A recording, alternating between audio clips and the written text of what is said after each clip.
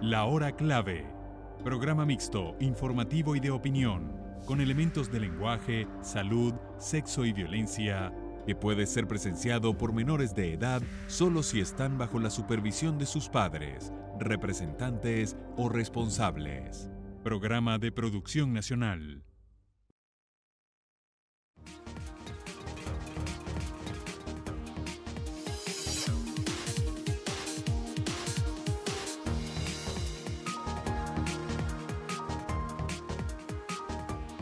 Muy buenas noches, bienvenidos a La Hora Clave. Buenas noches, Martín. Buenas noches, Manuel.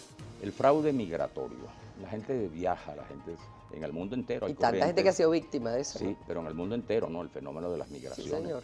Pero existe el fraude migratorio. Vamos a ver este tema. El fraude migratorio siempre ha existido, pero en los últimos años el fenómeno se ha hecho universal y asume una creciente gravedad. La globalización que vive el mundo ha estimulado la tendencia a la emigración de sectores humanos que en el pasado nunca pensaron abandonar sus países. Bueno, en Estados Unidos el fenómeno se ha extendido y constituye un tema fundamental de discusión y ante el cual se han aplicado políticas de deportación masiva. Con la llegada a la presidencia de Donald Trump, quien hizo del tema una de las promesas fundamentales de su gobierno, la situación se ha tornado mucho más grave. Una de sus primeras medidas fue prohibir el ingreso de nativos de varios países árabes, mientras avanza en una reglamentación mucho más severa y que implicaría la deportación masiva, así como la construcción de un muro en la frontera con México. Bueno, ni se diga lo que ocurre en Europa, con las migraciones masivas africanas y del Medio Oriente, impulsadas por el hambre y los conflictos bélicos que han estimulado cambios políticos en el continente. Pero cuando hablamos de fraudes migratorios masivos, nos referimos también a la industria delictiva, que se encarga de ofrecer facilidades a los interesados y que son ilegales y constituyen estafas. Venezuela nunca fue un país de migrantes, sino más bien un país abierto a la migración. En los últimos años el fenómeno se ha invertido y cientos de miles de venezolanos han buscado espacio para su trabajo y su vida en otros países, especialmente Estados Unidos, Colombia, Panamá, Ecuador y otras naciones suramericanas. El emigrante venezolano no está a salvo de ser víctima del engaño y la estafa de las organizaciones o mafias que practican el fraude migratorio. ¿Cuáles son sus características? ¿Cómo detectar la estafa? ¿Y cuáles son los recursos para garantizar el ingreso y la estancia legal en otros países? Sobre este tema, de una gran gravedad e importancia, conversaremos con el embajador Óscar Hernández Bernalete, fundador del Centro de Capacitación Migratoria. Pero antes les recordamos que pueden hacer sus comentarios en nuestras cuentas de Twitter e Instagram, @lahoraclavepisogb, y a través de la etiqueta numeral hora clave envíen sus preguntas para nuestro invitado. También pueden buscarnos en nuestro canal de Telegram, Globovisión Piso Oficial, para que recibas en tu teléfono móvil las noticias más importantes del momento.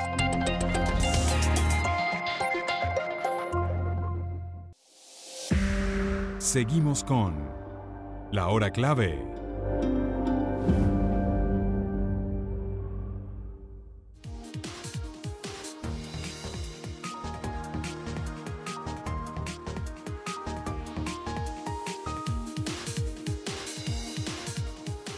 Regresamos con La Hora Clave.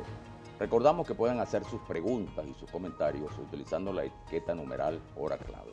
Le damos la bienvenida a nuestro invitado, Óscar Hernández Bernalete, diplomático de carrera, embajador, pero además pionero del Centro de Capacitación Migratoria, en consecuencia suficientemente autorizado para hablar del tema de nuestro programa de hoy, el fraude migratorio. Deben tener mucho que decir, porque la verdad es que para Venezuela, sin duda, es un grave problema la pérdida de población en edad productiva y de talento que se va, ¿no?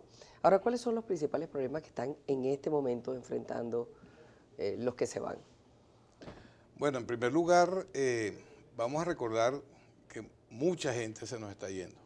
Y todavía hoy día, y en la medida que se da esta situación de crisis, se convierte en un acelerador para que la gente piense en la opción migratoria, porque las razones objetivas que a lo largo de los últimos años hemos manejado como las razones que impulsan a las personas a tomar la decisión se mantienen y crecen además.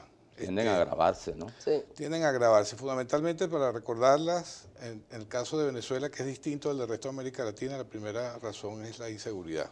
Claro. La inseguridad personal y la jurídica, después la búsqueda de oportunidades económicas, miedo, y fíjate una cosa interesante de unas notas que leí ayer, En el mundo el año pasado se produjeron 26.000 muertes violentas por terrorismo. Es la misma cifra que en Venezuela se producen por muertes violentas en un año. Cuando nosotros entendemos lo que significa el terrorismo y lo que busca, que tiene que ver con generar miedo, desasosiego, que las personas no circulen, no salgan de sus casas, etcétera. Bueno, entonces una situación como la que se está viendo, inseguridad, genera ese miedo y ese terror de mantenerse en un momento determinado en el país. Y lamentablemente es una tragedia muy grave para Venezuela que estos contingentes tan altos estén aumentando. En los primeros años veíamos que tenían como una orientación, era hacia los Estados Unidos, Colombia, Europa. En los últimos años vemos que se amplía, se van a Brasil, se van al resto de América del Sur, Ecuador. Chile. Lo de Ecuador ha sido increíble, además los de Ecuador no se van por Maiquetía, salen en autobuses, sobre todo de los estados andinos, un contingente de casi 300.000 venezolanos en Ecuador, a México. Veía un programa recientemente en México que hablaba del año pasado, entraron 120.000 venezolanos a México. Y en lo que va de año van 60.000. Hay mucha gente que está optando por Chile a pesar de la lejanía. Exacto, y Chile, bueno, porque también tiene una política de atracción muy interesante, sobre todo para los profesionales. Entonces, ahora, ¿qué significa irse en términos de poder cumplir con los requisitos legales para poder estar en cualquiera de esos países? Quizá eso va a contestar, la pregunta de Douglas Pérez. ¿Cómo determinar el fraude de migración ante el derecho internacional, el ACNUR y las diferentes causas de emigrar?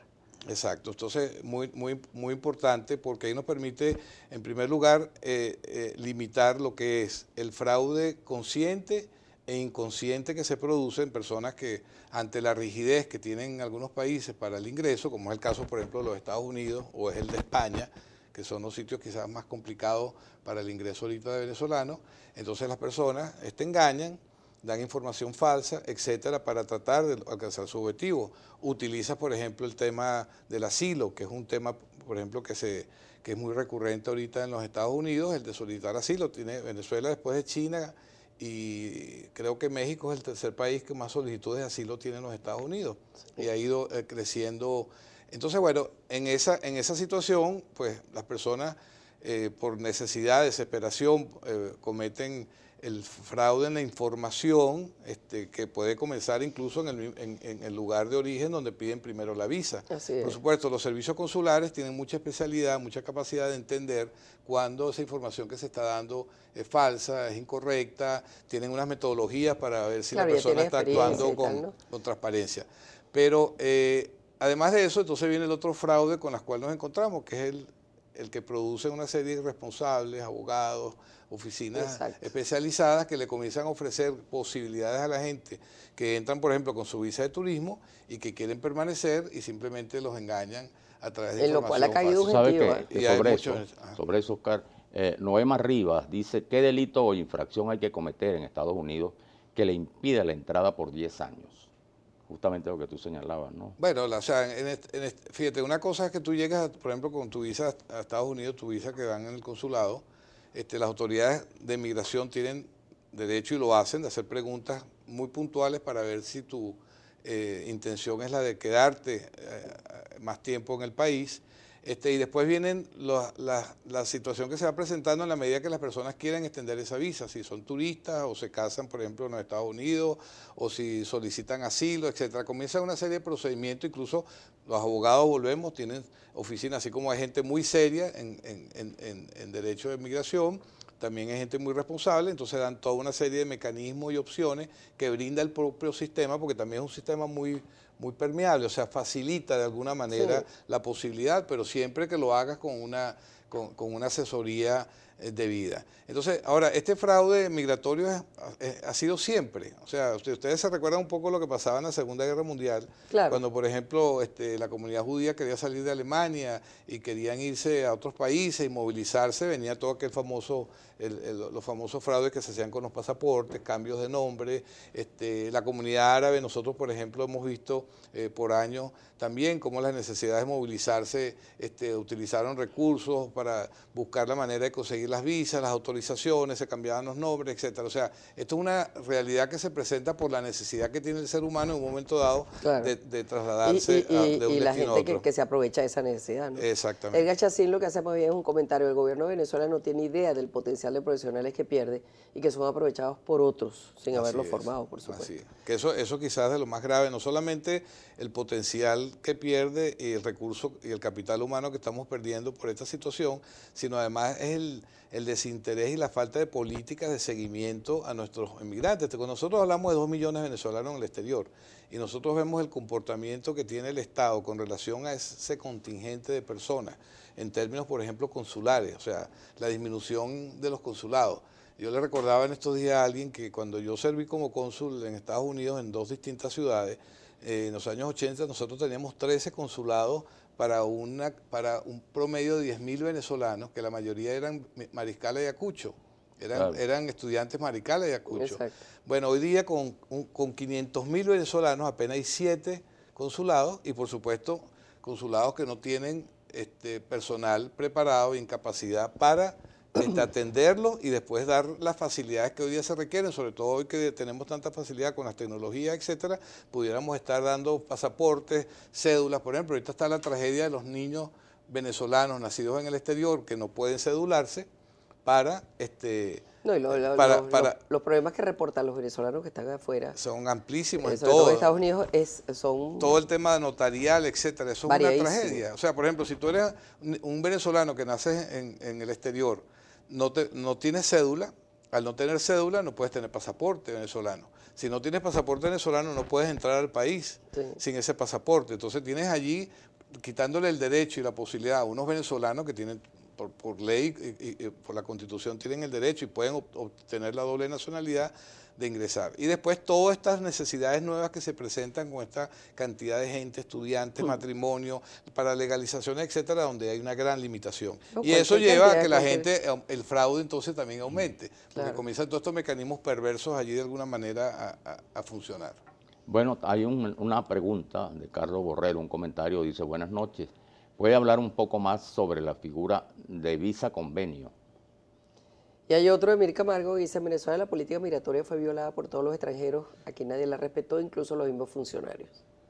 Bueno, sobre la última es verdad, aquí entró mucha gente de Venezuela, especialmente en los años 70, que cuando uno veía cuáles eran las regulaciones consulares que existían en ese momento era prácticamente imposible poder llegar a Venezuela, quedarse. Una cosa era venir como turista y otra cosa era quedarse. Entonces vemos la cantidad de gente que logró quedarse a través también de todos estos sistemas de corruptelas, etcétera, que se tenían para que esta gente ingresara. Así como hubo momentos donde hubo una política migratoria organizada, sobre todo la que se dio en los años 50 y los años 40, que facilitó el ingreso de extranjeros.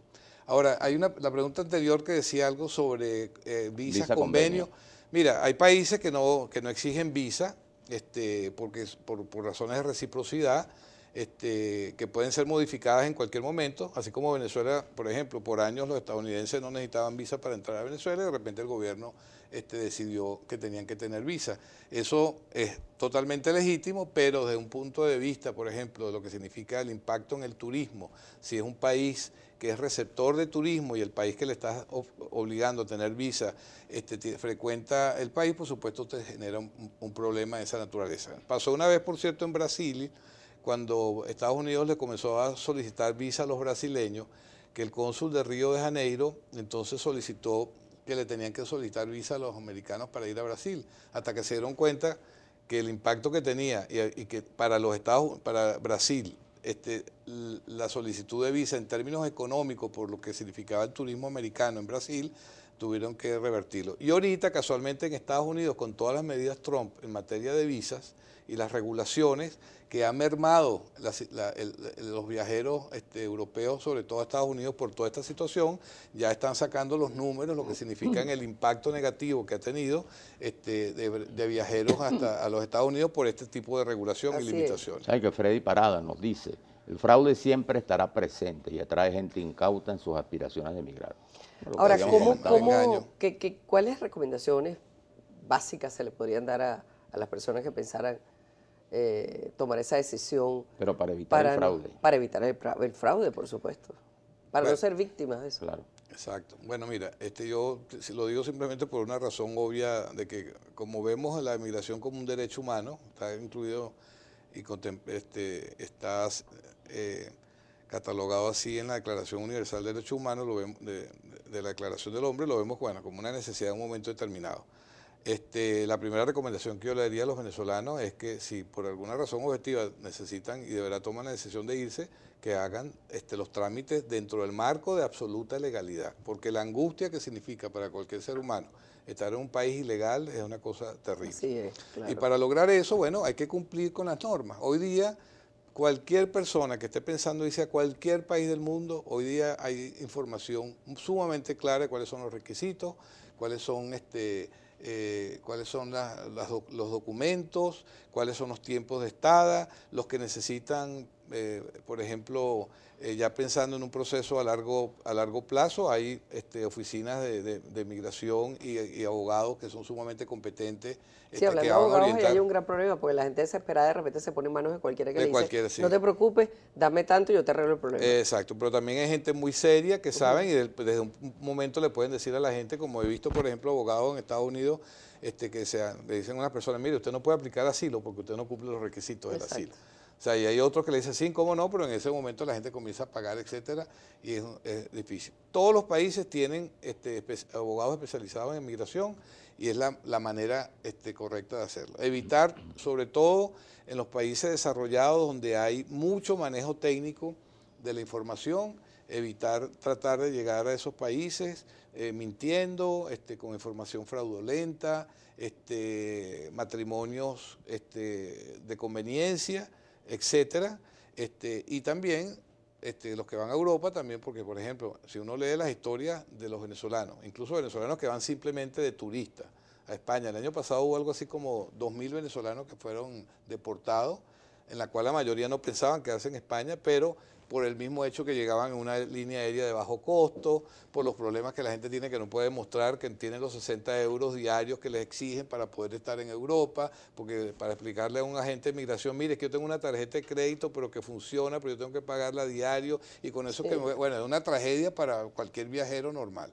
Entonces, cada día los sistemas de migración se hacen muy exigentes y lo que nunca habíamos visto en el pasado, que los venezolanos fueran objeto de estar ya puntualizados como candidatos a emigrar en la mayoría de los aeropuertos del mundo es sumamente frustrante, porque si algo teníamos una ventaja comparativa en el pasado, es que el pasaporte venezolano era un pasaporte muy bien recibido, Sí, cómo no.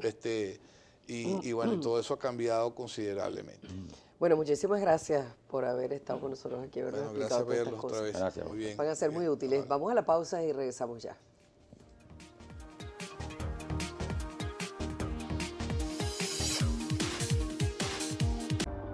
La hora clave.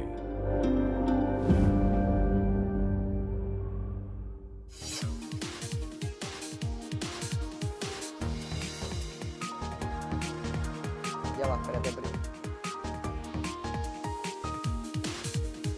Bueno, consultamos también la opinión sobre este tema de los fraudes migratorios, la de Patricia Andrade, que es presidenta de la Fundación Venezuela Awareness. Vamos a escucharla.